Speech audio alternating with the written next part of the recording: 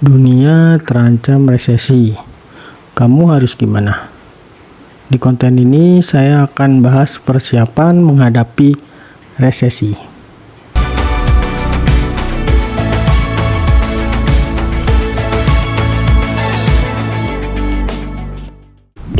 Halo Haryo di sini, ketemu lagi sama saya. Seperti biasa, saya akan membahas seputar investasi, pengelolaan keuangan, dan juga bisnis yang tujuannya untuk bisa bebas finansial. Kali ini saya akan membahas tentang persiapan menghadapi resesi. Beberapa waktu lalu Jokowi mengatakan kondisi ekonomi dunia akan menjadi gelap. Dan ketika terkena krisis, biasanya masyarakat menengah ke bawah lah yang akan terkena dampak terberatnya.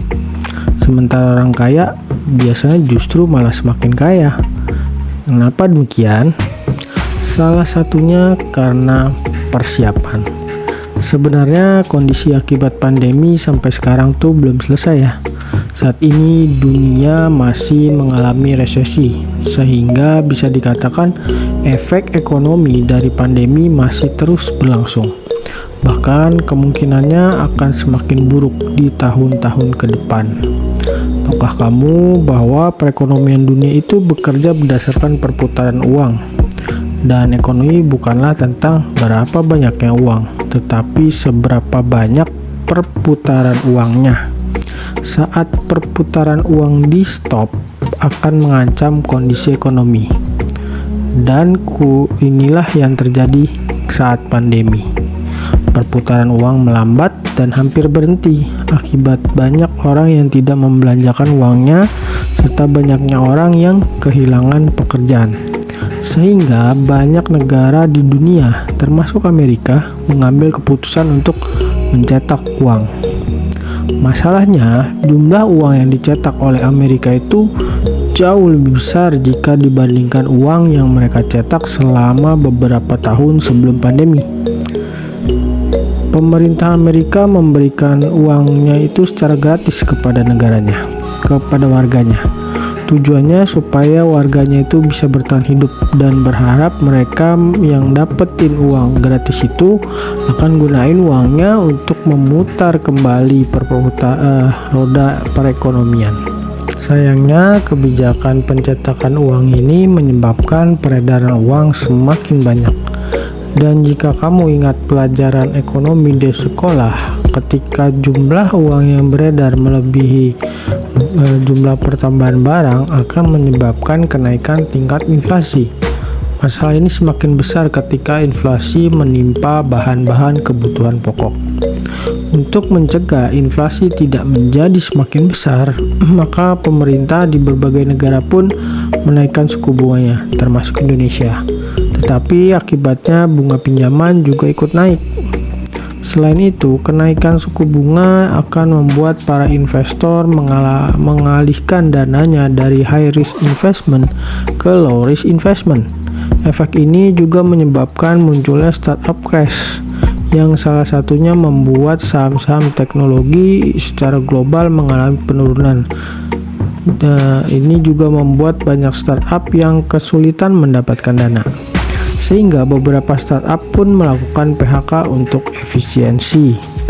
Kondisi resesi ini diperparah lagi dengan adanya perang antara Rusia dan Ukraina, karena ternyata sebagian besar negara di dunia itu bergantung pada minyak Rusia, terutama negara-negara Eropa.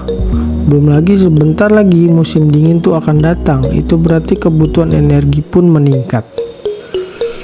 Krisis ekonomi global akan menyebabkan banyak orang kehilangan pekerjaan, tabungan juga berkurang karena terpakai, dan akan banyak orang yang kehilangan rumah akibat kenaikan suku bunga. Banyak bisnis juga yang akan terkena dampaknya. Lalu mengapa orang kaya justru semakin kaya? Karena banyak harga rumah yang turun, harga saham juga banyak yang rontok, aset-aset investasi lain juga mengalami penurunan. Disinilah mereka mengambil kesempatan yaitu dengan membeli aset-aset yang mengalami penurunan. Artinya mereka membeli banyak aset dengan harga diskon. Dan ketika ekonomi sudah pulih kembali, harga-harga juga sudah mulai naik kembali, maka kekayaan mereka otomatis juga meningkat.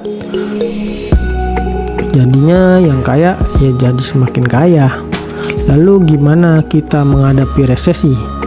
Apa harus nabung atau investasi? Buat kamu yang memilih mengalihkan seluruh asetmu ke tabungan, kamu perlu mengetahui kenyataan saat ini. Di beberapa bank, jumlah tabungan di bawah jumlah tertentu itu sudah tidak mendapatkan bunga lagi, belum lagi kena potongan biaya administrasi. Tapi kalau kamu milih investasi, saat ini dunia juga terancam resesi, harga emas turun, nilai rupiah juga turun, investasi saham juga nggak jelas. Sebenarnya kamu tetap bisa kok menabung dan berinvestasi. Meskipun tabungan mungkin sudah tidak mendapatkan bunga, kamu tetap perlu menabung, terutama untuk mengumpulkan dana darurat. Karena dana darurat itu sangat penting. Jadi tujuan menabung itu lebih tepat dilakukan bukan untuk mendapatkan keuntungan atau bunganya atau mengembangkan aset, tapi lebih kepada mengumpulkan dana darurat. Jumlah dana darurat yang sebaiknya tersedia adalah 3 kali lipat pengeluaran. Itu kalau kamu masih single. Kalau udah nikah 6 kali pengeluaran. Dan kalau udah nikah lalu punya anak 12 kali pengeluaran. Itu untuk pegawai ya. Tapi kalau kamu freelancer atau pengusaha atau pekerja seni yang mungkin nggak rutin dapat penghasilannya, maka sebaiknya memiliki dana darurat sebanyak 12 kali pengeluaran. Lalu gimana kalau kamu pengen ngembangin aset di tengah ancaman resesi yang terjadi? Kamu bisa pilih SBN atau surat berharga negara sebagai investasi. SBN merupakan surat berharga yang diterbitkan oleh pemerintah untuk membiayai anggaran dan menjadi instrumen investasi bagi pemegangnya. Karena surat berharga negara bisa dijadikan sebagai sumber penghasilan pasif. Jenis-jenis surat berharga negara antara lain surat utang negara, sukuk tabungan, obligasi negara retail, dan sukuk retail. Mengapa SBN menjadi pilihan? Hal ini disebabkan karena SBN merupakan salah satu investasi dengan imbal hasil di atas deposito dan dijamin oleh pemerintah, apalagi di tengah ketidakpastian kondisi ekonomi seperti ini. Alternatif lainnya adalah kamu bisa berinvestasi di saham pada emiten yang memang menyebabkan inflasi. Saat ini salah satu penyebab inflasi adalah dari sektor energi. Oleh karena itu, kamu bisa memilih saham-saham dari sektor energi.